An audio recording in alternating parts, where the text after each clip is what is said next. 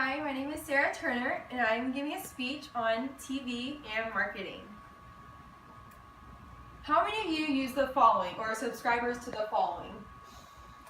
Netflix, Me.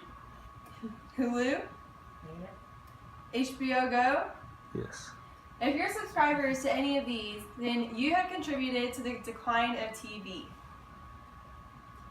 So, my mom owns her own marketing business, as y'all might have heard last time, and she has witnessed the decline of TV firsthand, and she's passed on this information to me. Marketers have been on the border about whether or not to advertise on TV and buy commercials on TV due to declining viewers and less people watching TV. So the question is, should marketers buy commercials on TV? To answer this, marketers first need to know if TV satisfies their marketing needs. But what are these needs? Marketers need to advertise their product, they need to increase awareness, and they need to increase sales. Those are the three needs marketers need. They do this through different outlets such as radio, social media, billboards, internet, and TV. Due to all these choices us as consumers have, it has caused fragmented media. So media has become more fragmented, and there are more choices for consumers now than ever before. We have more choices rather than just TV. We have Netflix and Hulu and Amazon. So, a Netflix example. Netflix came out in 1997. This took away possible traditional TV watchers. Christy Turnquist, an article Lookout Cable and Broadcast TV, Netflix, Amazon, and Hulu are changing how viewers watch shows. On February 19, 2015, she said the rise of streaming services has changed the TV clock. So popular shows can now be watched on the viewer's own time. We don't have to wait till 7 o'clock to watch Bachelorette, for example. We can watch it whenever. So with the decline of TV, should marketers place their ads on TV? Well, first they need to reach their needs. Does TV reach these needs? Marketers need media that reaches the most consumers. Does TV still reach the most consumers even though we have websites like Hulu and Netflix? Let's look at the statistics. So an article by Marketing Chart staff on April 12, 2016, what 5 years worth of data tell us about youth and TV, they said streaming videos has become a larger option for adults over the past 2 years. So as seen in the next chart, TV is still the dominant choice. In this chart, we have traditional TV watchers, and this is hours per week, and then video streaming hours per week. So as you can tell, in 2013 versus 2015, the gap is much larger here than it is in 2015. So video streaming has become a closer competitor to TV. But as you can see, in 2015, TV still has more consumers. Okay. For example, who watched this game? The Warriors versus Cavaliers on Sunday. It was the biggest game of the year.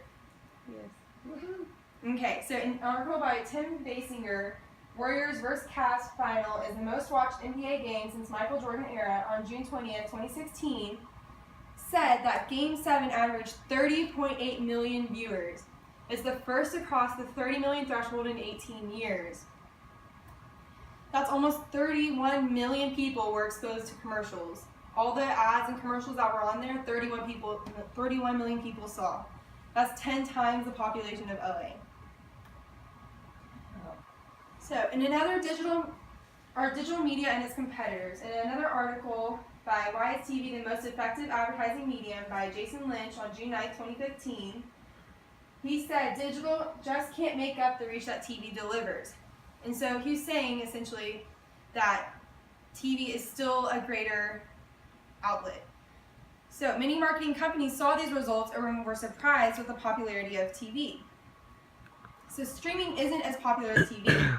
But what if marketers stopped buying TV? What would happen?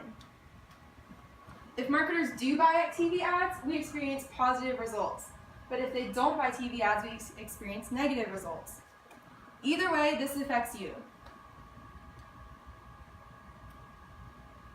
Okay, So in an article, advertisers pulling back on cable TV spending, says by Suzanne Vranica and Amol Sharma on July 18, 2014, they said if marketers decrease their TV commercials, cable network owners will have to rely more on subscription revenues from pay TV operators to generate growth.